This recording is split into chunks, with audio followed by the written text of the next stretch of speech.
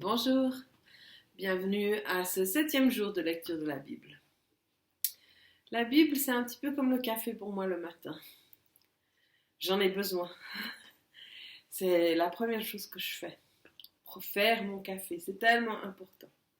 Et bien c'est ça mon souhait, c'est que la Bible devienne aussi importante que mon café. Parce qu'il y a tellement de bonnes choses pour moi, de meilleures choses pour moi dans la Bible que dans mon café. Alors, regardons à ce chapitre 7 de l'Épître aux Romains. Merci Saint-Esprit de nous conduire dans notre lecture aujourd'hui. Merci que c'est toi qui nous donnes la révélation et la compréhension de ce texte et que tu nous montres comment ça s'applique à nous, chacun d'entre nous, aujourd'hui. Amen. Je lis donc le chapitre 7 de l'Épître aux Romains dans la version Louis II. Ignorez-vous, frères, car je parle à des gens qui connaissent la loi, que la loi exerce son pouvoir sur l'homme aussi longtemps qu'il vit. Ainsi, une femme mariée est liée par la loi à son mari tant qu'il est vivant. Mais si le mari meurt, elle est dégagée de la loi qui la liait à son mari. Si donc, du vivant de son mari, elle devient la femme d'un autre homme, elle sera appelée adultère. Mais si le mari meurt, elle est affranchie de la loi, de sorte qu'elle n'est point adultère en devenant la femme d'un autre.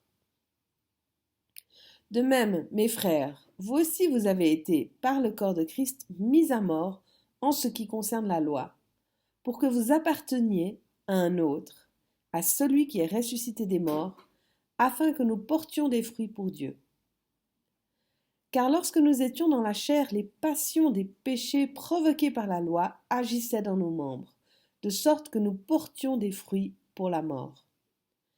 Mais maintenant, nous avons été dégagés de la loi, étant morts à cette loi sous laquelle nous étions retenus, de sorte que nous servons dans un esprit nouveau, et non selon la lettre qui a vieilli. Que dirons-nous donc? La loi est-elle péché? Loin de là. Mais je n'ai connu le péché que par la loi. Car je n'aurais pas connu la convoitise si la loi n'eût dit « tu ne convoiteras point ». Et le péché, saisissant l'occasion, produisit en moi, par le commandement, toutes sortes de convoitises. Car sans loi, le péché est mort. Pour moi, étant autrefois sans loi, je vivais, mais quand le commandement vint, le péché reprit vie, et moi, je mourus. Ainsi, le commandement qui conduit à la vie se trouva pour moi conduire à la mort. Car le péché, saisissant l'occasion, me séduisit par le commandement, et par lui me fit mourir. La loi donc est sainte, et le commandement est saint, juste et bon. Ce qui est bon a-t-il donc été pour moi une cause de mort?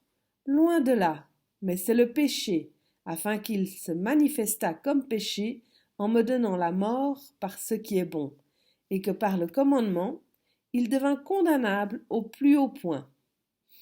Nous savons en effet que la loi est spirituelle, mais moi je suis charnel, vendu au péché. Car je ne sais pas ce que je fais, je ne fais point ce que je veux, et je fais ce que je haïs. Or si je fais ce que je ne veux pas, je reconnais par là que la loi est bonne. Et maintenant, ce n'est plus moi qui le fais, mais c'est le péché qui habite en moi. Ce qui est bon, je le sais, n'habite pas en moi, c'est-à-dire dans ma chair.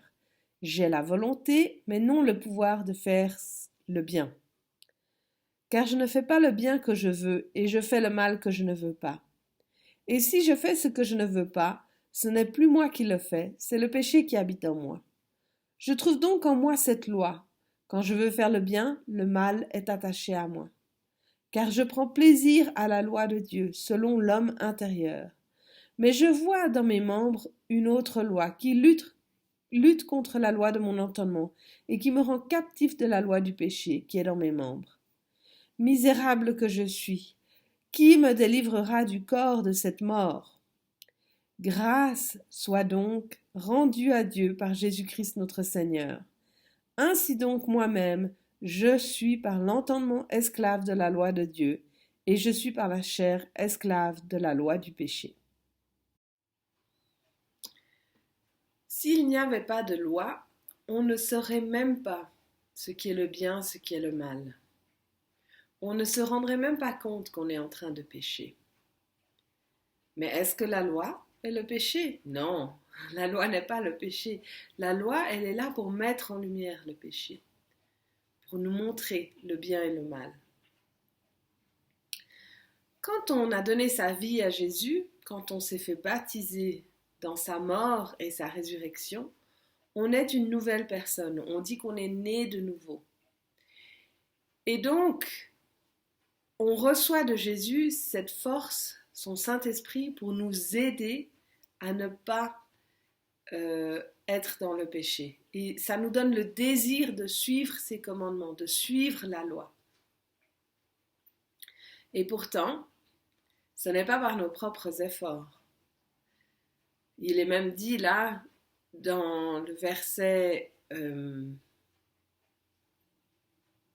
18, « Ce qui est bon, je le sais, n'habite pas en moi, mais c'est-à-dire dans ma chair. J'ai la volonté, mais non le pouvoir de faire le bien. Car je ne fais pas le bien que je veux et je fais le mal que je ne veux pas. » Donc on voit que même si on est plein de bonne volonté, on n'a pas le pouvoir de le faire. Le péché est en nous, est dans notre chair. Et même avec toute notre bonne volonté, on peut avancer un peu, mais finalement, on se retrouve quand même dans le péché.